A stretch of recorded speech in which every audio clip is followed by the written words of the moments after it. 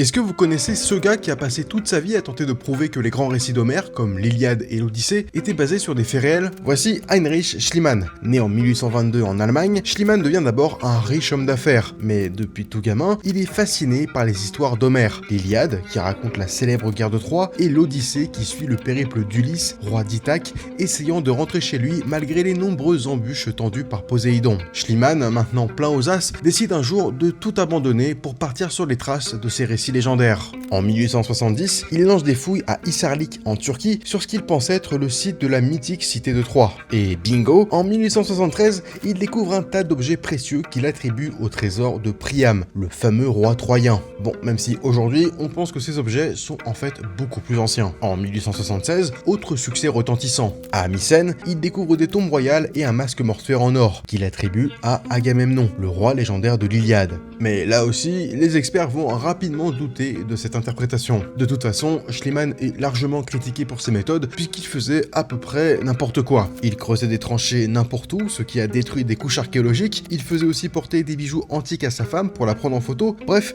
on estime comme ça qu'il a détruit pas mal de preuves archéologiques. Mais bon, pour sa défense, il faut rappeler qu'on est au 19e siècle et qu'à l'époque, l'archéologie en est encore qu'à ses balbutiements. Alors, on improvise pas mal. Malgré tout, il y a un lieu mythique qu'il n'a jamais réussi à identifier. Ce lieu, c'est Ithaque, l'île présente dans l'Odyssée dont Ulysse est le roi. Si vous l'avez étudié au collège, vous vous rappelez sans doute de la fin de l'Odyssée et du retour d'Ulysse à Ithaque qui est plutôt mouvementé. Et ça tombe bien, c'est exactement cette histoire que raconte le film The Return qui sort au cinéma le 18 juin. Avec Juliette Binoche et Ralph Fiennes, le film raconte le dernier chapitre de l'Odyssée, à savoir le retour d'Ulysse à Ithaque après 20 ans d'absence. Il y retrouve sa femme, Pénélope, qui est sur le point de choisir un nouveau roi car tout le monde est persuadé qu'Ulysse est mort depuis longtemps. Et j'ai eu la chance de le voir en avance, et dans ce film, pas de mythologie, mais plutôt une adaptation très humaine et très réaliste de cette histoire. On voit comment Ulysse, rongé par la honte et le doute concernant la fidélité de Pénélope, se fait passer pour un mendiant afin de rentrer chez lui incognito. Sauf pour un personnage en particulier, mais celui-là, je vous laisse le découvrir.